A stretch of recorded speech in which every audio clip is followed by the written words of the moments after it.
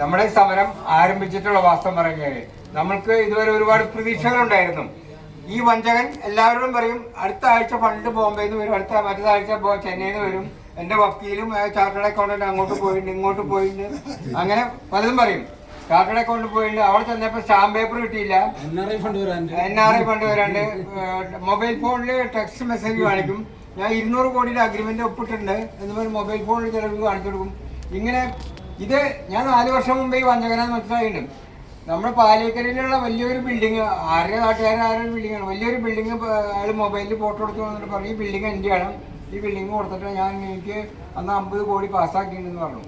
അങ്ങനെ ഞാനത് ഇപ്പോൾ ബിൽഡിങ് കണ്ടോ, ബിൽഡിങ്ങിനെ കുറിച്ചൊരു ഇത് ഐഡിയ വെച്ചുകൊണ്ട് അവിടെ ഇരുന്നു. ബിൽഡിങ്ങൊക്കെ അവിടെ ഉണ്ട്, പക്ഷേ ഇയാളായിട്ട് ഒരു പുല ബന്ധമില്ല. അപ്പോൾ അന്ന് മനസ്സിലാക്കേണ്ട ഇയാൾ വഞ്ചകനാന്ന്. അന്വേഷിച്ചപ്പോൾ പൂരം അനിൽകുമാറായിട്ട് യാതൊരു ബന്ധമില്ല. ബിൽഡിംഗ് ഒക്കെ ഉണ്ട്, 50 കോടി വർത്തുള്ള ബിൽഡിംഗാണ്, 50 കോടി 100 കോടി വർത്തുള്ള ബിൽഡിംഗാണ്. അത് നിങ്ങൾക്കറിയാം, ടോൾ പ്ലാസയുടെ അടുത്ത് ഒരു വലിയൊരു ബിൽഡിംഗ് ഉണ്ട് കംപ്ലീറ്റ്. അപ്പോൾ ഇതാണ്. പിന്നെ ഇവിടെ ഇടയ്ക്കിടയ്ക്ക് ഈ മീറ്റിംഗ് ഇതിൻ്റെ ഉള്ളിൽ നടക്കുമ്പോൾ ഓരോ ടെക്സ്റ്റ് മൊബൈലിൽ ടെക്സ്റ്റ് വന്നത് കാണിച്ചു തരും. ഇത് ദുബായിൽ വന്ന പാർട്ടി ഇപ്പൊ എന്നെ വിളിച്ചത്, അങ്ങനെ വിളിച്ചിട്ട് ടെക്സ്റ്റ് ഇട്ടേക്കണം 250 കോടിക്ക് ഇപ്പൊ വേണേ അഗ്രിമെന്റ് ഒപ്പിടണമെങ്കിൽ ഇപ്പൊ ഇന്ന് ചെന്നൈയിലേക്ക് വന്നു ചെയ്യാം, അല്ലെങ്കിൽ കൊച്ചിയിലേക്ക് വന്നു ചെയ്യാം. അപ്പൊ സാധാരണക്കാരെല്ലാവരും വിശ്വസിക്കില്ലേ. പിന്നെ പറഞ്ഞാൽ ഇപ്പൊ നിങ്ങൾ വേണമെങ്കിൽ ഇൻവെസ്റ്റ് ചെയ്താൽ മതി, നിങ്ങൾ പൈസ ഇല്ലെങ്കിലും ഇഷ്ടം പോലെ ആൾക്കാർ NRI ഫണ്ട് ഇതിലേക്ക് ഒഴുകി വരുന്നുണ്ട്. ഇഷ്ടം പോലെ ആൾക്കാർ ഇതിൽ ഇൻവെസ്റ്റ് ചെയ്യാൻ തയ്യാറായിട്ടുണ്ട്. ഇപ്പൊ തന്നെ 500 കോടിക്ക് ചോദിച്ചിട്ടുണ്ട് സ്ഥാപനം നടത്തുന്നത്. 18 ബ്രാഞ്ച് അടക്കം 500 കോടിക്ക്. ഇങ്ങനെ ഒരുപാട് കാര്യങ്ങൾ പറഞ്ഞ് നമ്മളെപ്പോലെയുള്ള വൃദ്ധരായ ആൾക്കാരെ പറ്റിക്കും.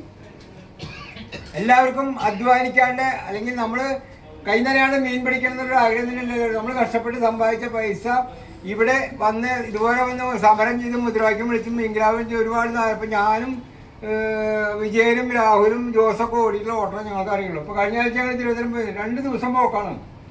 തലേദിവസം 7-ാം തീയതിക്ക് 6-ാം തീയതി ഇവിടുന്ന് പോയി. രാത്രി ഞങ്ങൾ അവിടെ സ്റ്റേ ചെയ്തു. രാവിലെ അപ്പോയിൻമെൻ്റ് എടുത്തു. അപ്പോയിൻമെൻ്റ് ആൾക്കുണ്ട്, പക്ഷെ എന്തായാലും നമ്മൾ ടൈമിന് പോയി സെക്രട്ടറിയുടെ ഉള്ളിൽ കളക്കണമെങ്കിൽ 100 സെക്യൂരിറ്റി കളക്കണമെങ്കിൽ ഉള്ളിൽ ചെന്ന് നമ്മുടെ ID പ്രൂഫ് കൊടുത്ത് നമുക്ക് വിസിറ്റിംഗ് കാർഡ് കമ്പ്യൂട്ടറിൽ അടിച്ച് നമ്മുടെ എല്ലാ ഡാറ്റയും അടിച്ച് കയറ്റിയിട്ട് പ്രിന്റ് കിട്ടിയിട്ട് വേണം അതിൻ്റെ ഉള്ളിൽ കിടക്കാനായിട്ട്. ഇത് കടന്ന് അവിടെ വെയിറ്റ് ചെയ്തു. അപ്പോൾ കോൺഫറൻസ് ഹാളിൽ സെക്രട്ടറി ഇരിക്കുന്നുണ്ട്, 3 ACPമാർ വന്നിട്ടുണ്ട്. ഈ ACPമാരായിട്ട് സംസാരിക്കണമെങ്കിൽ ACPമാരെ മുറിയില്ല, അവർ പോലീസുകാരാണ്, അവർക്ക് അവരുടെ മുറയിലാണ് സംസാരിക്കണം. അവർക്ക് എന്തുകൊണ്ട് ഇതിനെക്കുറിച്ച് ശരിയായ ഇൻവെസ്റ്റിഗേഷൻ നടത്താൻ പറ്റില്ല എന്നാണ് അവർ പറഞ്ഞത്. അവർ ഗവൺമെൻറ് കാര്യങ്ങൾ കാരണം ആക്സിഡൻറ്റ്, കൊലപാതകം, പീഡനം ഇവ കേസുകൾ അന്വേഷിക്കുമ്പോൾ അവർക്ക് നേരില്ല. അപ്പോഴാണ് നമ്മൾ ചോദിച്ചത്, നിങ്ങൾ ഫിൻസിയർ നിധിക്ക് കേസ് എടുത്തു, ഹിവാൻ നിധിക്ക് കേസ് എടുത്തു, ട്രാവൂർ നിധിക്ക് കേസ് എടുത്തു, ഹൈറിഷ് ഷോപ്പിക്ക് കേസ് എടുത്തു, ഇങ്ങനെയുള്ള കുറേ കാര്യങ്ങളൊക്കെ ഇതൊക്കെ കേരള പോലീസല്ല ചെയ്തെന്ന് ചോദിക്കും.